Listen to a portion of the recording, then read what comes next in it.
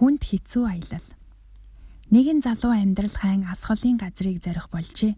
Тэгэд бүх мөнгөө шавхаж ас холыг зорих усан онгоцны билет ав. Үлдсэн жаахан мөнгөөрөө талах, бяслаг, уух юм авчээ. Учир нь усан онгоцоор 10 хоног явах ёстой юмсанж. Тэгэд явх өдрөнч болж усан онгоцондоо суун замдаа гарчээ. Эхний хэд хоног талах бясалгаа идээд давгүй сайхан байлаа. Харин 5 дахь өдрөөс хүнсэн дуусч идэх зүйлгүй боллоо. Гэтэл түүнээс босоод бүх хүмүүс өдөрт 3 удаа усан онгоцны зоогийн газар орж байлаа. 6 дахь өдөр залуугийн ходоод учиргүй их үлсэн тул ресторанд орон ямартай ч хоол захиалж цадатлаа идэж авсан ч мөнгөгүй тул суусаар байлаа.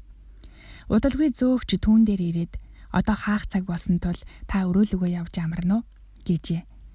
Залуу ямар ч мөнгөгүй босноо хэлж уучлалт хүсээд хоолныхоо хөлсөнд гал тогоонд нь ажиллаж болох уу гэж зөөгчөөс асуулаа.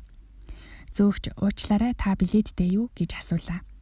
Залуу билетээ үзүүлж юу болсон талаараа асуухад зөөгч түүн рүү инээмсэглэн "Таны билетний мөнгөнд бүх хоолны мөнгө орсон байгаа шүү дээ" гэж хэлжээ.